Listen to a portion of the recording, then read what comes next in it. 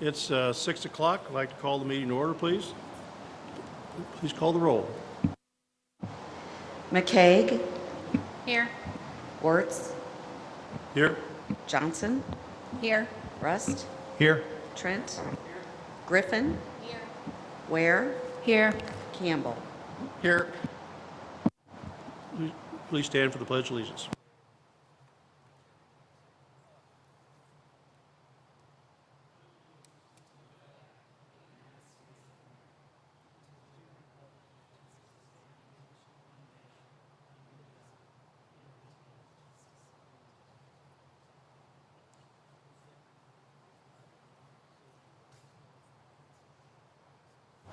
Now is the time for public comment. Do we have anybody wishing to address the board? The format for the board is that everyone is given 3 minutes to address the board.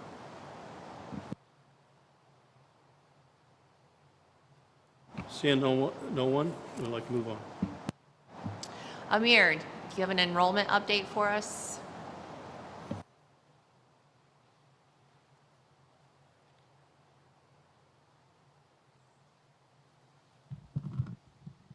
Good evening.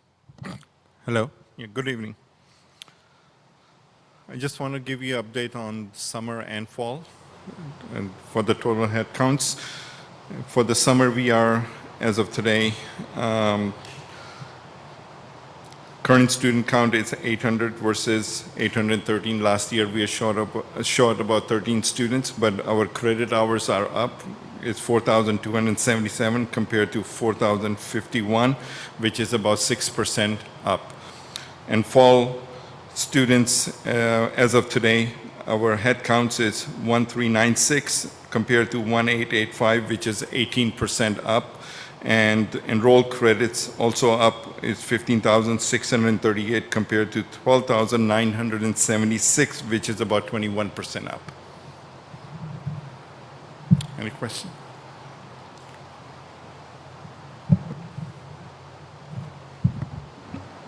As I'm looking at the enrollment reports, I see that they're very, very complex for us, non-academic people at least.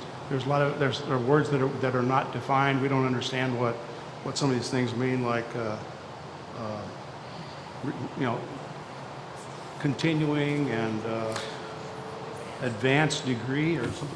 Yeah, advanced degree. What I don't know what that. Advanced degrees, basically students already have the degree, they're coming back for the second one. Yeah, I'm sure you know exactly what all those things mean. So maybe could you include those definitions in the weekly or periodic report, monthly report? Of course I will. It would help us understand that. Okay. And, all of them. It's really, in my opinion, a lot more detail than the board really needs. Okay. And I mean, I know you guys need it. You got to look, you got to drill down to the detail, and that's great. But it kind of needs to be summarized for us, in my opinion. So Okay. I will. take it with a grain of salt. Right? But no problem. Yeah.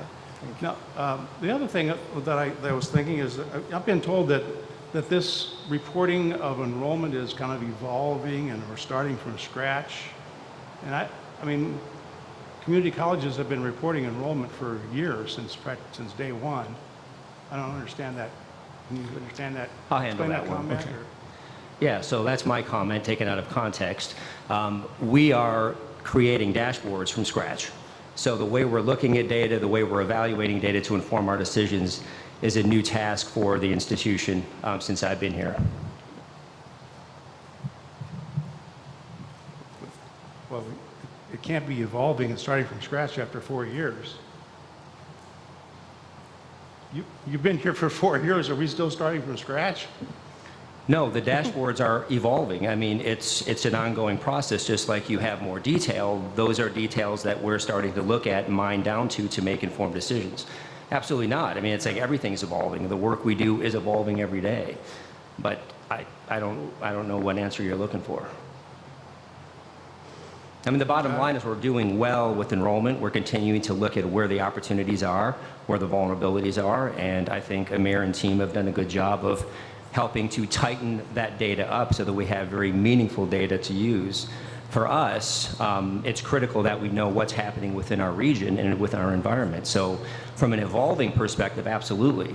I mean, we can't take one demographic for granted, for example, so we have to evolve our strategies to better serve a certain community or perhaps diversify what we're offering in other communities. So that's sort of what I mean. The strategies for sure have to evolve as conditions change. Yeah, well, Yeah. yeah. All right. Thank you, Amir. Budget health update. Yep, I'll provide that very briefly. So a couple of points here I want to share. So based on projections at the end of March of this year, we are anticipating an increase in $469,000 in tuition revenue compared to 2023. Example of evolution. At in-district rates, this equates to an increase of 3,754 additional credit hours taught in fiscal year '24. Although we are expecting a shortfall of approximately $1.2 million in state funding based on allocations provided by ICCB post-budget compared to the budget amount, we are projecting our overall operating revenues at the end of this fiscal year to be $155,000 less than budgeted. It's a good thing. The gap in budget versus projected revenue is being closed by tuition and fees revenue, investment income, and other revenue sources such as indirect costs, media services, the dental clinic revenues projected to come in over budget. Based on a comparison of actual total expenses at the end of March 23 and the end of March of 24, we continue to have an increase in total expenses by 8%. Even with this increase in expenses compared to last year, we are projecting to end year under budget in expenditures. A couple of other things, and I know I've shared some of this with the board, but I feel it's important to share again, is that so within our sort of cash reserve balances, we've increased that year over year by about $3 million, and the college has a total of $29,904,556 in our fund balances this year. About half of that is something that I would never want to touch. That is a result of the 2017 bond when the state wasn't able to fund us. But I want to say that our operational savings continues to increase because of revenue over expenditures.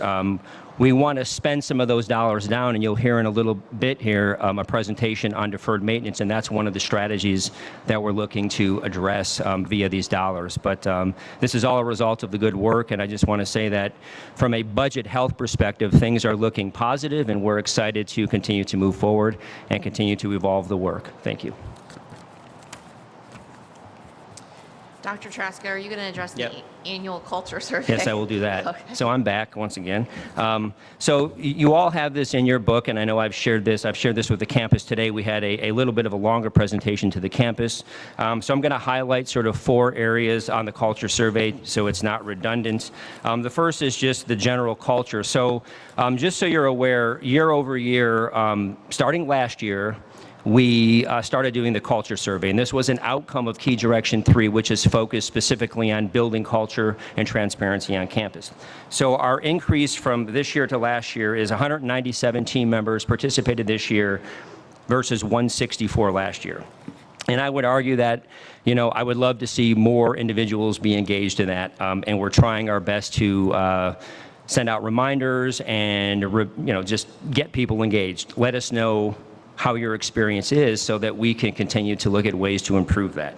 So from a general culture perspective, you'll see that we have improved in all but one category in general culture. So the overall culture of LC is good, increased over last year. The overall culture in my department is good, increased there. The relationship in my department, the leadership in my department creates a positive work environment, has increased. People in my department work well together, has increased. The working relationships between faculty and staff in my department are successful. We ticked down just a little bit year over year, and that's one area that we talked about quite extensively in the all-team meeting today, is continuing to bridge that sort of gap or void between the faculty and the staff in terms of their experience and their ability to engage with one another.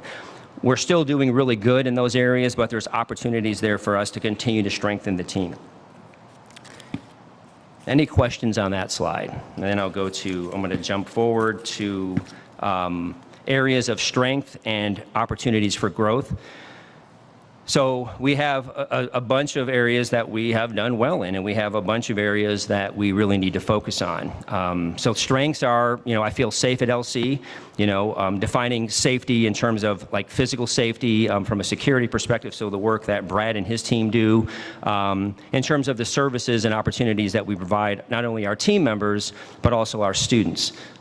People in my department work well together, so indicates a very good strength.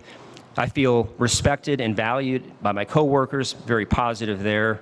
If I had to do it all over again, I would still be an employee here at LC and apply. I feel like I belong at LC. One of the sort of ongoing sort of tongue-in-cheek sayings I have is you always have a seat at the table as a member of the team. It's just a matter of when you want to sort of accept that seat. So I feel that we're doing a good job in creating teams within the team to advance the institution. Diversity is important to me, so that's one that we really shine in, and we see that reflected in our Reconnect summits and other activities across campus that bring the team together. I feel respected and valued by my direct supervisor or manager, very positive. LC supports a positive work-life balance. Over the last several years, we've invested significantly in that, including remote work, including flex schedule. This week, we start our summer schedule, which we started 3 years ago. So Fridays, we close at noon, just trying to not only reward the team, but also to allow them some flexibility over the summer. The buildings at LC are accessible to meet my needs, essentially. We're positive there. And the overall culture in my department is good. So responses that got the highest number of respondents answering strongly disagree or somewhat disagree are underneath the opportunities for growth. So the compensation is equivalent to the value I provide LC. This is something, I know as a board we've talked about this as leadership, and we continue to evolve that as well. I think over the last 2 years, we've given a collective 11% increase to the team, and quite frankly, we're still trying to catch up with competitors. So we're trying to do our best to find other ways to create balance there. One of those is going back to one of the strengths, which is creating that flexibility of a work-life balance. I have opportunities for career advancement within LC. This is one that's been a priority for the leadership team in terms of creating succession planning. There are a handful of colleges in Illinois that have really strong succession planning models. Parkland College is one of those. So we're going to start studying those models and looking at characteristics that might align with some things we can do to allow our team to have opportunities to grow. Our current practices for recruiting faculty and staff in my department are effective. So again, not unlike many other colleges, we had a recent president meeting, and probably the number one grievance is being able to attract people. And so while I wish we could do better here, we're going to work at trying to do better, but we do have a difficult time attracting folks and keeping them here. There's a lot of reasons for that, but we're going to continue to look at it. The physical environment is functional and well-maintained. Again, we're an older campus. I might say that perhaps the individuals responding here happen to be in or were in the main complex. I agree with them 100%. So evolving work there as well. I would like to engage in dialogue around LC's commitment to diversity, equity, and inclusion, excellence, and social justice. So that's an area where perhaps creating, even though we have the Reconnect summits, are there other ways in which we can create platforms and opportunities for students and team members alike to have those conversations? I am satisfied with the recognition I receive on a day-to-day basis. Opportunities there for improvement. One of the things we've recently done last year is the Pantone 286 Award. Sue Keener was the winner this year. But those are opportunities. It's pretty nice how I slipped that in there, right? Sorry, yeah. But those are examples of things that we're trying to do to really recognize our team. Our key direction 3 and 4 this last year, I think it was 18 different events on campus to really help connect campus team members and help promote that culture of inclusion and connection. While on campus, I feel comfortable talking about issues related to race and ethnicity, so opportunities there for improvement. I have the right resources and tools to do my job. While on campus, I feel comfortable talking about issues related to religion, religious affiliation, and I feel comfortable speaking when I see intolerance, mistreatment, and bias at LC. So Essentially, this is work that continues to be a priority for the institution in terms of building culture, but we're okay embracing the vulnerabilities and identifying strategies to improve. And then the final area I want to focus on are just the goals that we set in the strategic plan across the survey. And so this was pointed out to me in the all-team meeting. We actually cite 5 of the 11 goals were met. It's actually 6 because under I feel respected and valued by my direct supervisor, we didn't improve, but we met that expectation. So rather than going through these, we've done a good job of meeting or exceeding expectation, but we still have some room to work. But we're really proud of the work the team has done, and we'll do this again next year, so we'll have 3 years of data, and we'll be able to then begin to look at some trend data, and then perhaps be able to start looking at where we might need to focus even more. So any questions, thoughts from anyone? Yes. So one question I was curious about was, I have the resources I need to do my job. What do you think they're referring to there, Dr. Traska? Yeah, I would say technology, Okay. for the most part. I think the investment we've recently made in the infrastructure of technology with leadership and additional roles being brought on. I know Ron, he's not here, but one of the areas was that help desk and being able to help from a technology sort of acumen perspective. I think that's a big part of it. Another one is training. So a big one that's come up to the team is the ability to provide training. So BlendFlex classrooms, there was a lot of, as we rolled that new strategy out, there wasn't very structured training to say, okay, this is great, but how do I use it? So I think it's a combination of investing in new technology, but also training and development for the team. I will tell you this, and I know Christina's here, but when we were at the Higher Learning Commission, she had introduced to us as a leadership group there's a new technology that we actually purchased this year, and we're going to have a space on campus where we're able to do high quality recordings for our faculty, both in BlendFlex and CBE. And so I think, if I'm putting words in your mouth, but Christina's kind of going to lead that charge in terms of developing training and opportunities for the campus. So I think it's technology. So Perfect, thank you. yeah, you're welcome. Yes. How many surveys were sent out? How many, so Like what percentage participation did you have? Did you say that? I'm sorry. yeah, 197 versus 190. So in terms of the full campus, it's about 40%. Okay. So a 40% sample. So we have Last year- 550 full and part-time team members. About 300 of those are full-time. So it's, a little less than half. But yeah. Last year would have been pretty low percentage. Yeah. It was 162 last year. I don't remember off the top of my head, but yeah, 164 to 197. And we sent out, we kind of talked about this, and we have a team that sort of discusses sort of how do we distribute it this year. We did additional reminders. One of the thoughts was we keep it more open. I mean, there's obviously embedded bias in doing that. The longer you keep it open, maybe somebody last year missed it, this year they do it. We also remind team members, I think it'd be hard for me to find somebody on campus, even if they're not paying attention, that don't know what's going on in terms of this is out there, please do it. It's an important part of our work and building culture. So we just have to keep trying to improve. Can't just like have their boss say, do Yeah, it, or it's mandatory. or else. Yeah. You can join that Then all-team Craig, meeting, It'd be like some lower mark on one of Yeah. those categories. Yeah. How long is the survey? How long is the survey? It takes about 8 minutes to do. So we actually reduced it a little bit in size as well, kind of Okay. consolidated it from last year. So probably about 8 minutes on average to finish it. Okay. Yeah. Dr. Trask, got a question. Yes, sir.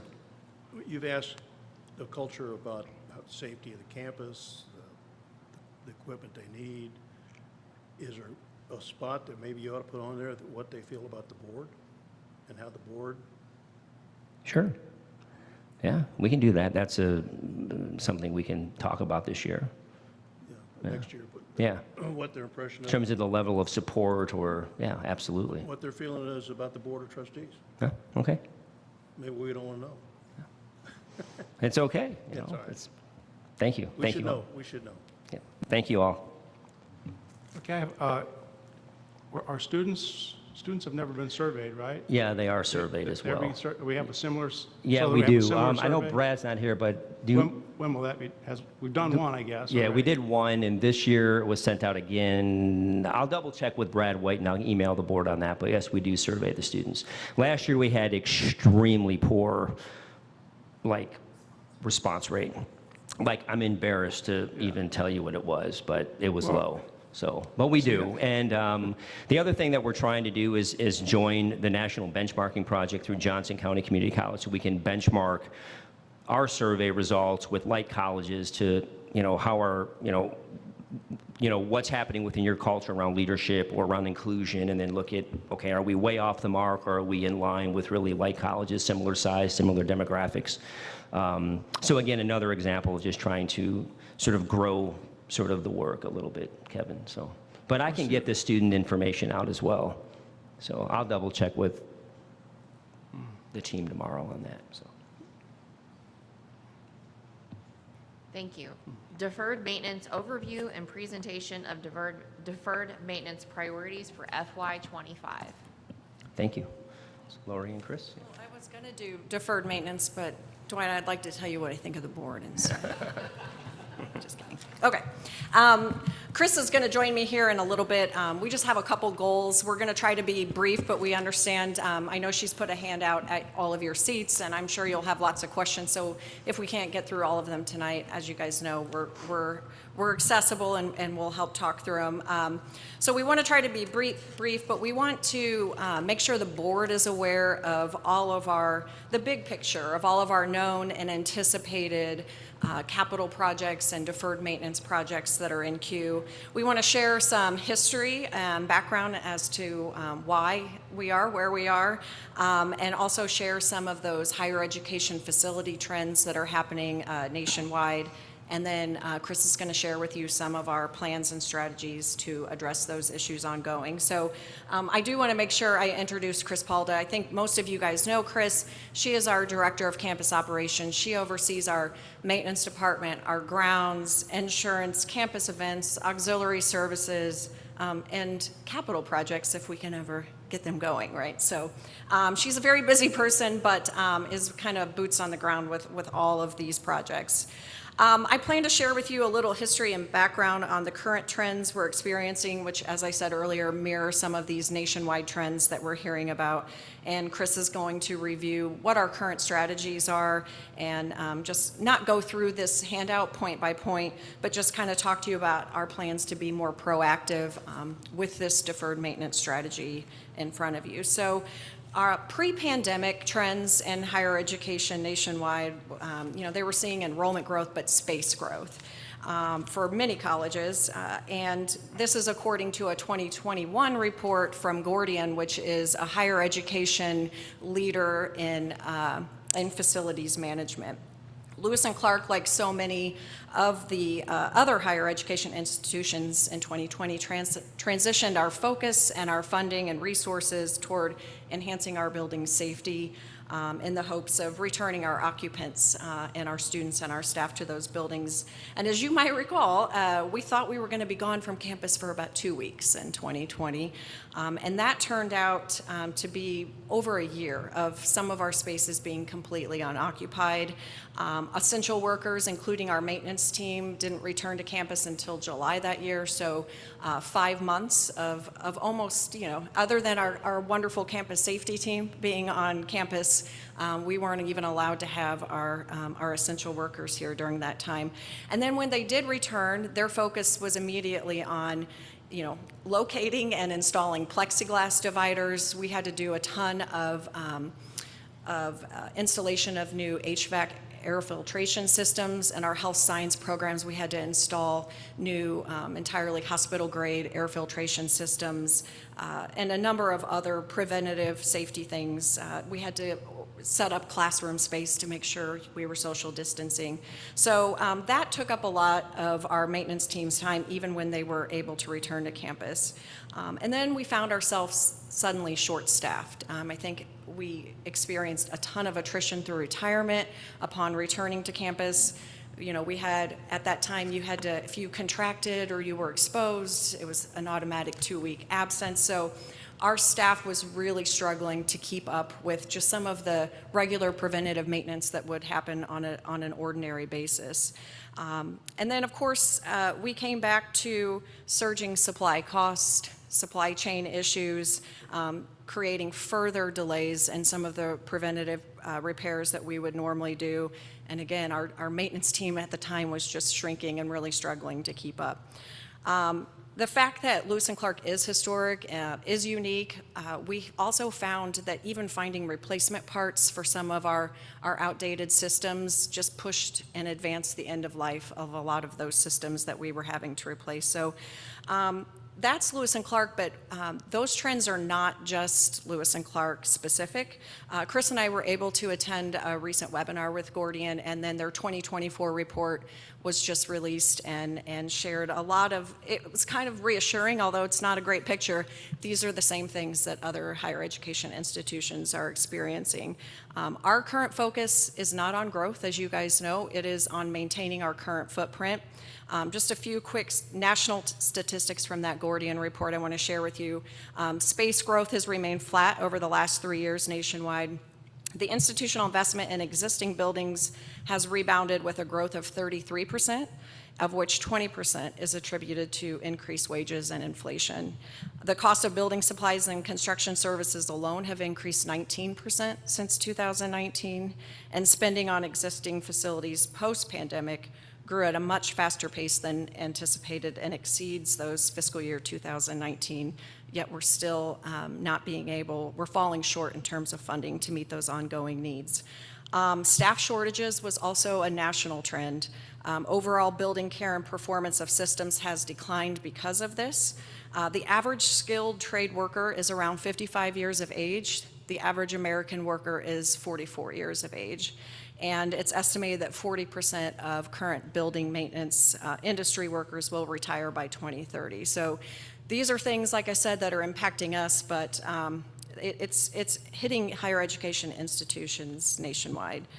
The good news for us, thanks to Chris and Wolf and Corey, who's not here, and Matt, we are fully staffed, and we have, I think we've been fully staffed maybe 6 months, and that, obviously has solved a lot of our problems. We have a great team in place. We also were able to purchase and launch MaintainX, which is a software that allows us to track all of our preventative maintenance so we can make sure that things are being done and being checked regularly.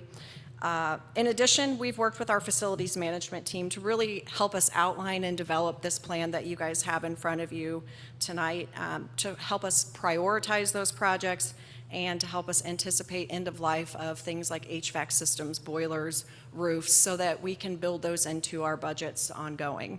I'm going to ask Chris now to come and review just kind of these strategies in this document with you, kind of give you a picture of where we are. But I think the major points that I hope you'll take away today is that our facility maintenance needs are great, as you'll see, but obviously we're not alone in those challenges with the rising cost of supplies and the shortage of workforce.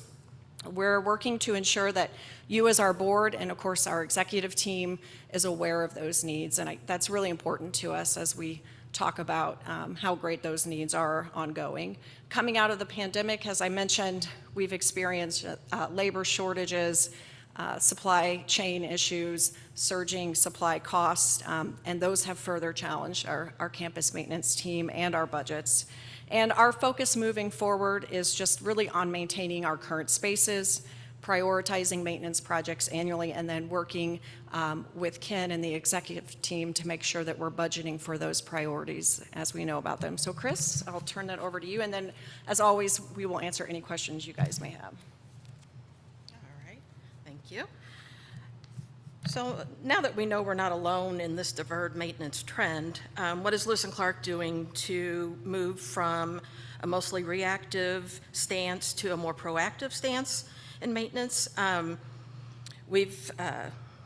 So before we get to the plan, I'd like to go over a little bit of back information to understand where this information comes from and who's involved in that. It all starts with communication from the maintenance team. They are the ones on the ground. They're seeing the issues. They're seeing the conditions of the buildings, and the communication flows from them all the way up through management. So they are key players in this process. The maintenance team is responsible for 1 million gross square footage in the district, and this includes buildings of various ages with different equipment and systems that they must become familiar with. As Lori mentioned, all the open positions are filled, turnover has decreased, and while we've had our share of shortages, I can remember one specific day when there was only one technician for the entire district that came to work that day. So we now have a team of 13, so we've come a long way. With us tonight is Wolf Viverka and Matt Clark. Wolf is the facilities manager, and Matt is the campus logistics supervisor. Again, they are the key players in helping us determine this information that comes to a plan. To get to where we are, we looked outside the box a little bit when we hired technicians. We looked at those who were less experienced but motivated to learn. We've provided training beyond their routine safety training. We have sent technicians to supervisors toolkit training, specialized equipment training, and then certifications. We were able to bring back a retiree on short-term basis who is an HVAC tech who when he retired, he took a lot of institutional information with him. So we were very fortunate to get him back on a short-term basis to help instruct the current HVAC technicians all of the ins and outs and quirks of all of the equipment we have. The team, they're able to work independently and come together as a unit when needed. In the last 2 years since we've implemented the Maintain X program, they have completed over 11,000 work orders. So they are the workhorse. This is definitely the strongest team we've had in over a decade. So while that's awesome, we do have barriers to making progress in deferred maintenance. And the probably obvious, the budget. We are limited by the funds we have available to address the needs. Labor, while we have a great team, I don't know that we could hire enough people to stay on top of and to address all of the deferred maintenance that we'll get to in a little bit. It's going to take time. So another barrier is obsolete parts. Some of our equipment is so old that the manufacturers no longer support the equipment, and so that results in us having to replace the whole equipment as opposed to just repairing it with the part. One example is our fire alarm panels. We've had issues in finding parts to replace them, and so we've had to replace entire fire panels. So that's just an example of how it can turn into a larger project. But in the end, progress is happening. Lead time, as Lori mentioned, is shortened. I do need to stop and recognize the support in this room. Has had a huge impact on our progress. Specifically Lori, who we've been through many, many years together, and we have trust in each other and our attentions and work really well together. And then I have to mention Mary Schulte, who works her magic to help us when we need funding. She does what she can to help us out in the moment. And then, of course, the rest of the executive team, including Dr. Traska, and then ultimately, of course, the board. Your support has meant a lot to us to be able to do what we need to do to keep things going, to improve the conditions of our buildings, to maintain a very positive learning environment. So with that, there should have been a handout at your seat for the deferred maintenance plan for now. This is a live document. It could change tomorrow. It could change at any moment's notice. Things are changing all the time. We learn more information, and so we really want to try to keep this up to date because it really is our focus for when we need to address projects, issues, going forward. So anyway, the first page is completed project. I just took it from after the pandemic coming back and things that were starting to develop. So this is just a quick snapshot of the larger projects of what we've been able to accomplish. I'd like to continue doing that each year to just kind of show that when things seem tough, we are making progress. And then on the second page shows the deferred maintenance plan, where we're at. These projects, I think, have been on a list that you've seen in the past. I just went ahead and grouped them all in one list. They each have detail of where we're at in the project. Some of them are funded, some of them are not. I do have to say there is no particular priority order, except for that all of these projects are in their own right a high priority. And then what I started doing also at the end of the list is I've added some additional projects that I know are coming up. For example, I know the Commons and Math buildings, those roofs are going to be past their useful life in a few years, so I went ahead and added that on there. But trying to have available, if by chance we need to, we have the opportunity to move a project up, then I have something readily available that I know is needed to be done next. One thing I wanted to point out that is newer is that ICCB has requested that we submit 3 deferred maintenance projects. That we are due to submit that by the end of June, and then they've asked that we escalate the budget through December 2024. So I anticipate we will hear something before the end of the calendar year. What the projects that we discussed and added to the list is 3 roof replacements, Haskell Hall, Olin Science Building, and then N.O. Nelson Campus. They are some of our older roofs, and the reason I didn't look at pulling in one of our more urgent projects is because we've, through experience, understand the CDB timeline is not something we would want to choose a most urgent project on. So trying to be smart as we experience situations. So I think that's really about all I wanted to cover. I know there's going to be questions or clarifications on anything. Thank you. Question? Yes, I have a question, Chris. If there's no priority to the list, how do you make the decision on what to do next? There's lots of things that go into it. It might be the type of funding. Sometimes we get IGEN grant funding, and that is only for particular projects that are related to energy efficiency. One of our projects is the greenhouse. We're going to apply this year for an IGEN grant to update the greenhouse. We've been in discussions with IGEN, and it is a project that they would like to support. It might depend on the amount of money available. And then, of course, it turns into a situation of emergency project, such as the fire main project. We had, I think I had just met with Mary like days before, and we had worked out what funding was available and what projects we could take on through fiscal year 25. I knew a budget was coming for the fire main project. I had no idea how much. I was surprised when I saw how much it would be. So that's just, that took 2 projects off the list for fiscal year 25 right away, because that is a higher priority.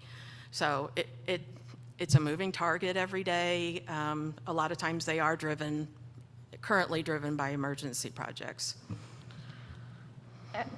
I'm going to push back a little bit, sorry, on the approach of they're all a priority.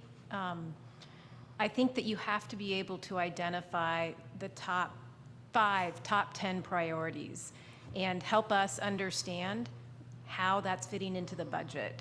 To say that you've got 24 projects, 25 projects that are high priority for this year and not understanding the total cost of that it's very challenging for us to understand that and be supportive of it. I appreciate, trust me.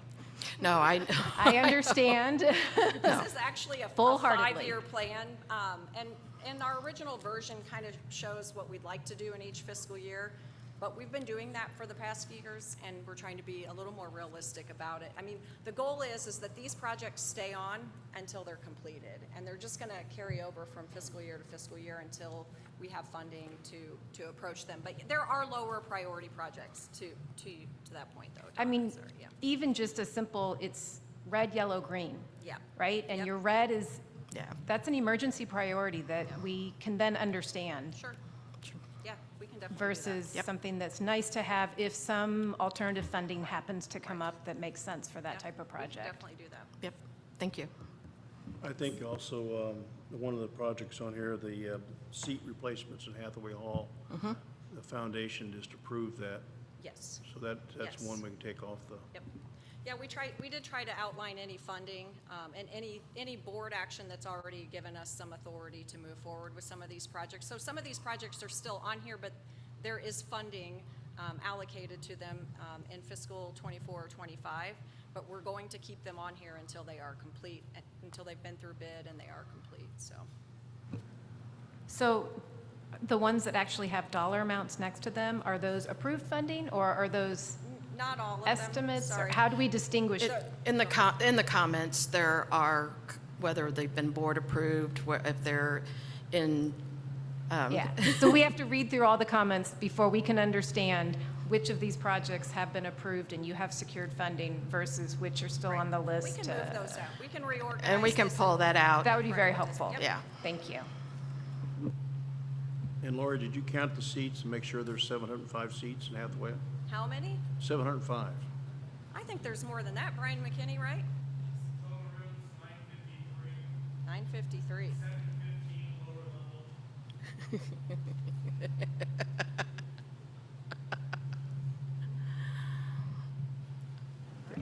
It's good to hear that the maintenance department is fully staffed. Did I understand that correctly? That's Yes. great. Now, which of these projects, like the completed projects, were any of those done in-house? Which ones were done in-house, in other words, by our maintenance people? They do a lot of the installation of some of this equipment, but we do have to use contractors, obviously, to purchase the equipment. Trying to think off the top of my head. So like, you mean, like, for example, they might have, I don't know, Installed what would boilers, they yeah. have installed here? I don't see anything that looks like an Most installation. of these are, as I'm looking at this list, most of these are outside contractors. Yep. The Baldwin refresh was in-house. Yes.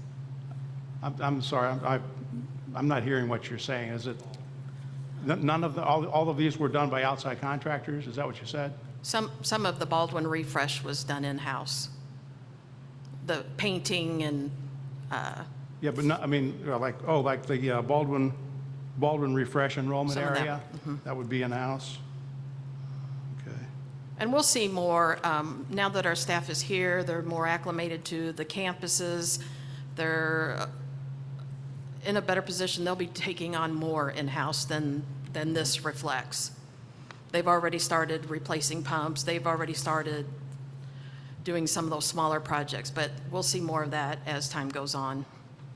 Yeah. We're still got a new crew, but they are I didn't really getting think there. that our in-house people had time to do any projects type things. I thought they were pretty much occupied with maintenance and just keeping the wheels turning. And they can be, but they Yeah. do like doing these other projects as well. Okay. Like, and then on the pending projects, on the following pages, are any of those going to be in-house, or are they all be contractors? The Like gutter Master- repairs, they wouldn't be doing that, would they? The second item, master lock rekey, that will be in-house. We have a locksmith on staff. Would it be safe to say that it'd just be a small handful of projects in-house? Yes. Okay, all right. All right, thank you. Thank you. Thank you, ladies. Future Business Leaders of America, Christina Wickenhauser.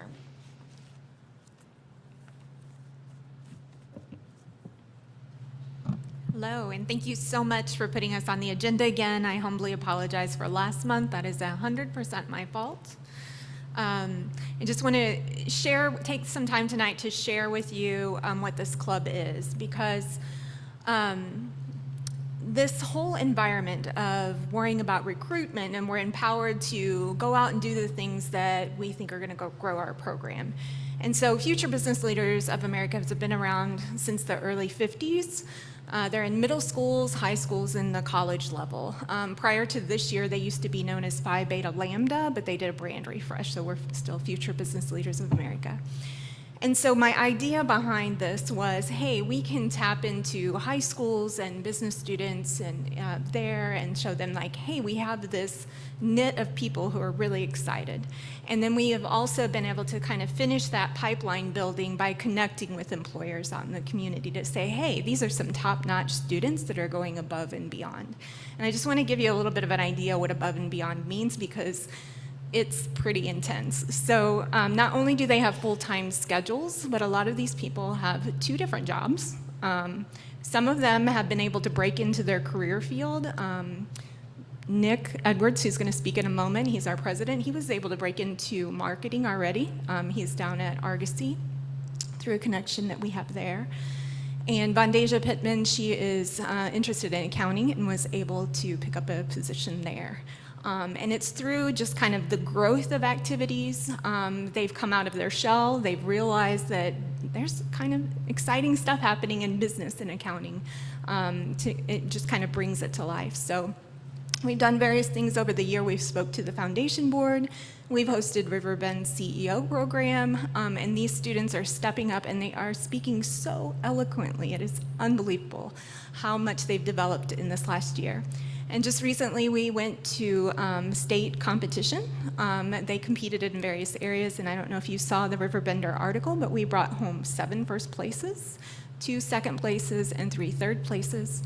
And here at the end of June, we're going to be going to national competition in Orlando, Florida. So that is kind of what we're doing in a nutshell, is just trying to bring it more excitement and growth to our students, to provide things that they can't necessarily get out of a textbook. So without further ado, I'm going to go ahead and introduce Nick Edwards, our president. Good evening, everybody. How y'all doing?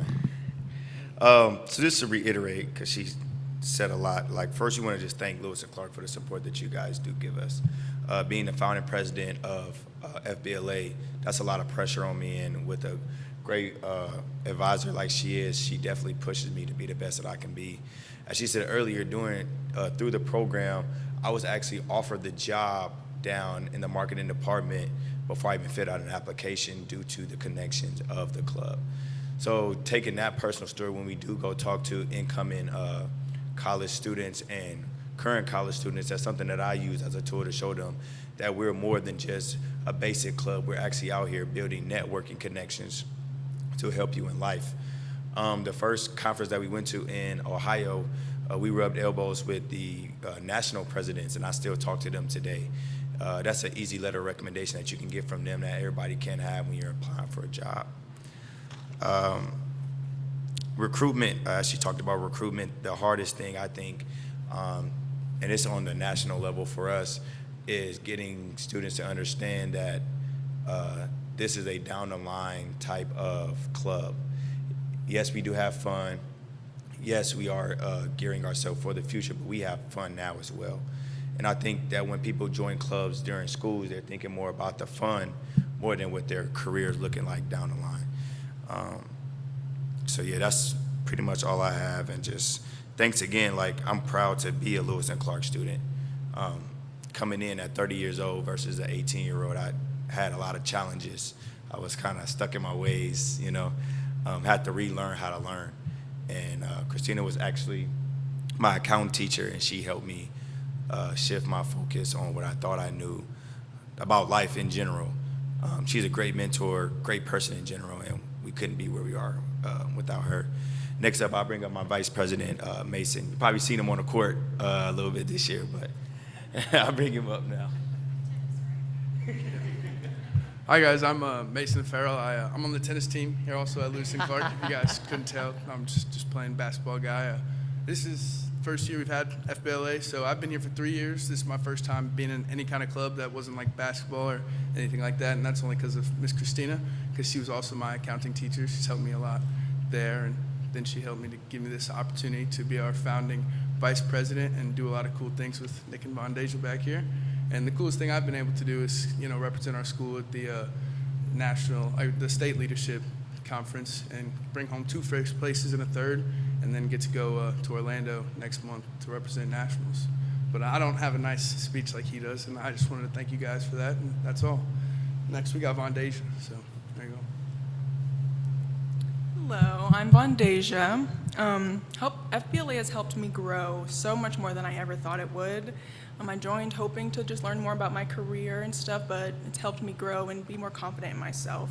I have a lot of confidence in myself and my abilities to achieve my goals in life. I've gotten a job in my career and because of FBLA, and I never thought in my first year of college that I'd be there at all, but I'm really glad that I am.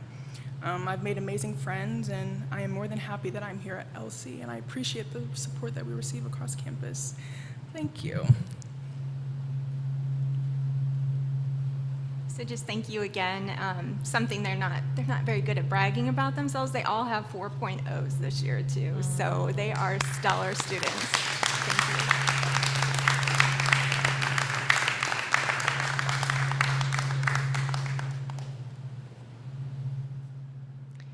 Thank you all, and congratulations. The omnibus agenda.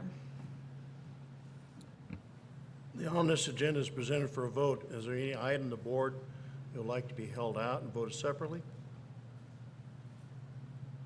If not, I'll take a motion to approve the omnibus agenda. Motion. Is there a second? Second. Any discussion? Please call the roll. McCaig, Yes. Ware, Yes. Griffin, Campbell, Wertz, Yes. Johnson, Yes. Rust, Yes. Trent. Action items, rank and promotion committee recommendations. Do I have a motion to approve? Motion? Second? Second. Have a first and second. Is there any discussion? If not, please call the roll. McCaig, Yes. Trent, Yes. Ware, Yes. Campbell, Wertz, Yes. Johnson, Rust, Yes. Griffin. Yes. Resolution 24-6, working cash transfer, education fund.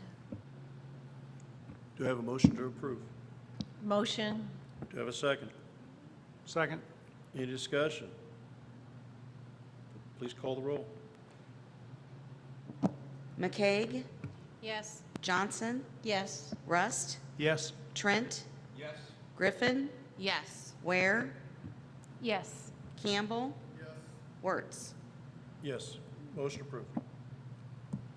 Resolution 24-7, working cash transfer, operations and maintenance fund. Do I have a motion to approve? Motion? Do I have a second? Second. I have a second. Any discussion? Please call the roll. McCaig, Yes. Trent, Yes. Rust, Yes. Griffin, Yes. Ware, Yes. Campbell, Wertz, Yes. Johnson. Yes. Motion approved. Resolution 24-8, annual interfund transfer. Do I have a motion to approve? So move. Do I have a second? Second. Any discussion? Please call the roll. McCaig, Yes. Rust, Yes. Ware, Yes. Campbell, Wertz, Yes. Johnson, Yes. Trent, Yes. Griffin. Yes. Motion approved. License renewal with AAIC. Do I have a motion to approve? Motion. Do I have a second? Second. Any discussion? Please call the roll. McCaig, Yes. Ware, Yes. Campbell, Wertz, Yes. Johnson, Yes. Rust, Yes. Trent, Yes. Griffin. Yes. Motion approved. License renewal with the Illinois Humanities. Do I have a motion to approve? Motion? Second? Second. I have a first and a second. Any discussion? Please call the roll. McCaig, Yes. Trent, Yes. Griffin, Yes. Ware, Yes. Campbell, Wertz, Yes. Johnson, Yes. Rust. Yes. Motion approved. License renewal with the INCCRRA, the Illinois Network for Child Care Resource and Referral Agencies. Do I have a motion to approve? Motion. Do I have a second? I have first and second. Any discussion? Please call the roll. McCaig, Yes. Ware, Yes. Campbell, Wertz, Yes. Johnson, Yes. Rust, Yes. Trent, Yes. Griffin. Yes. Motion approved. License renewal with the Montessori. Do I have a motion to approve? Motion. Do I have a second? Second. I have a first and second. Any discussion? Please call the roll. McCaig, Yes. Ware, Yes. Campbell, Wertz, Yes. Johnson, Yes. Rust, Yes. Trent, Yes. Griffin. Yes. Motion approved. License renewal with Pride Incorporated. Do I have a motion to approve? Do I have a second? Second. Any discussion? Please call the roll. McCaig, Yes. Campbell, Griffin, Yes. Ware, Yes. Wertz, Yes. Johnson, Rust, Yes. Trent. Yes. Motion approved. License renewal with the Riverbend Growth Association. Do I have a motion to approve? Do I have a second? Second. I have any discussion? Please call the roll. McCaig, Yes. Campbell, Trent, Yes. Griffin, Yes. Ware, Yes. Wertz, Yes. Johnson, Yes. Rust. Yes. Motion approved. Under informational items, Dr. Traska, is there anything else you want to highlight? No, just that I know there was a question under the catering, and that is a zero-cost contract for 1 year, bringing catering on not catering, food service back on campus for 1 year, and really excited about that. And we'll probably, I'd say probably in a little less than a year, we'll be assessing kind of the success of that, and then looking forward to, you know, a longer-term contract. So just want to be sure that's clear with the folks and why that's under informational items. Want to add? Oh, yeah, go ahead. Yeah, and the recognition report. I heard you say earlier that our team members want more recognition, so I don't want to miss out, sorry. I'll try to be brief, but want to give them their credit. The first one is for Jolena Pang. She's an environmental educator with NGREC. She, I hear claps behind me from the NGREC crew. She organized the first World Water Day photo contest, and I don't know if you've been down to NGREC because we were there last week. All of the photos are still on display. They had over 150 people show up, submissions from all over, not just Illinois, but I believe Wisconsin and other states. So she really set a high bar with that first event. So we'll look forward to things to come. We also have some credit to give to our child development program and education program faculty members. As you know, we suffered a tremendous loss in our child development program coordinator this year. And so their dean would like to recognize Kathy Claywell, Barbara Corby, Trudy Douglas, Janet Jaffrey, Kelly Johnson, and Brittany Perschbacher, as well as our education program, Allison Walters and Brian Sands. These individuals really stepped up to make sure there was no gap in service and education for our students, and we definitely want to thank them for going above and beyond.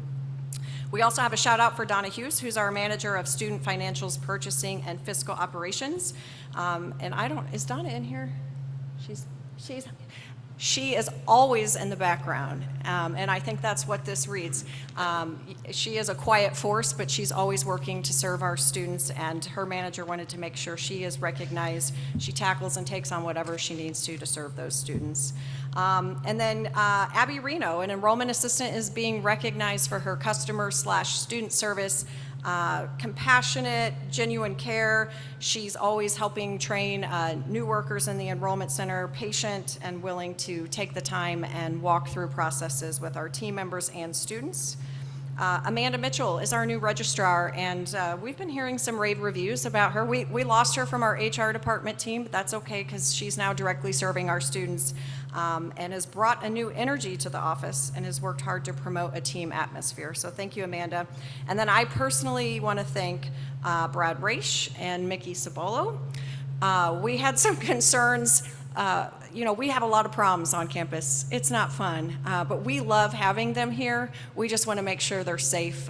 They tend to kind of congregate in the roadways a little bit. So our campus safety has to constantly remind them, you know, we're worried about your safety. Please stay off so we can get traffic to pass.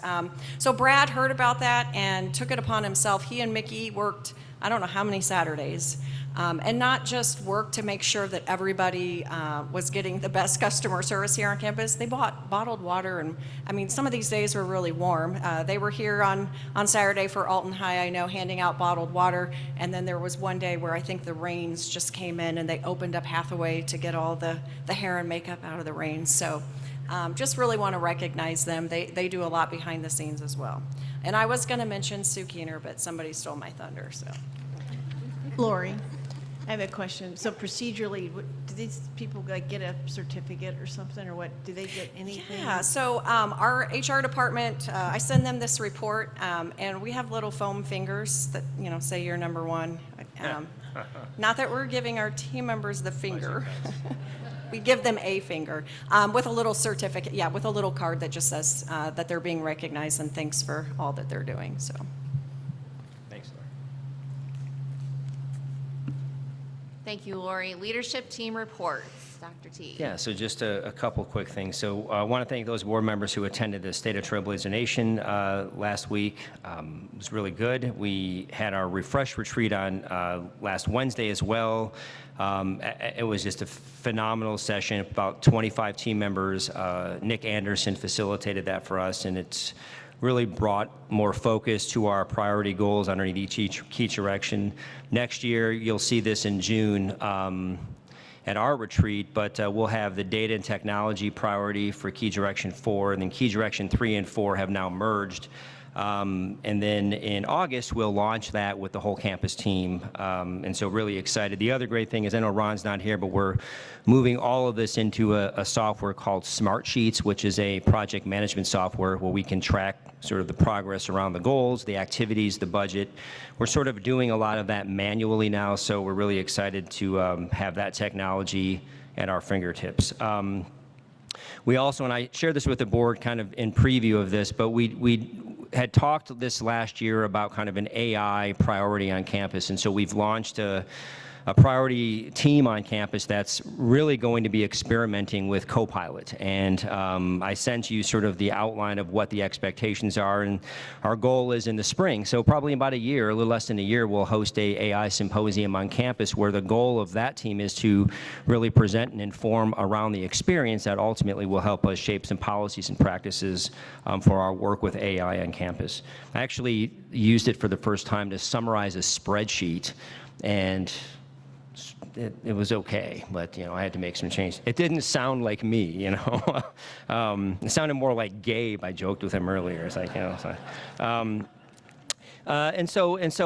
so really the last probably 6 months, you know, the healthcare philosophy focus, the budget and strategic planning have all really been kind of a center of our attention as an executive team. And in all of those areas, you know, we talk about budget, and we're doing really, really good work.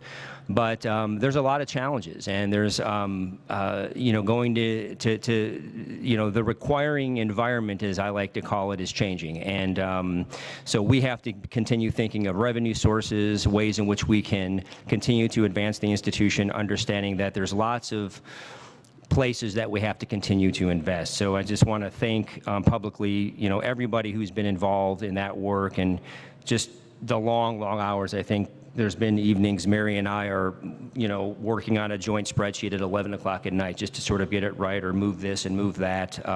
So just thank you for that. And then last but not least, this is the most exciting week of the year, but also the most exhausting. It is graduation tomorrow, so hope to see everyone there. I think we have one of our largest classes walking across stage this year, so it's going to be wonderful. Kevin Edwards, who's one of our alum and the founder of the Always Late Night TV Awards Film Festival, which we host now on campus. We've hosted it 2 years in a row. He is our keynote speaker, so look forward to tomorrow evening. Thank you again, everyone. Thank you, Dr. T. Do I have a motion to move closed session for appointment, employment, compensation, discipline, performance, or dismissal of a specific employees, and collective negotiation matters between the public body and its employees are deliberations concerning salary, schedule, or one or more classes of employees. Do I have a motion? Do I have a second? Second? Please call the roll.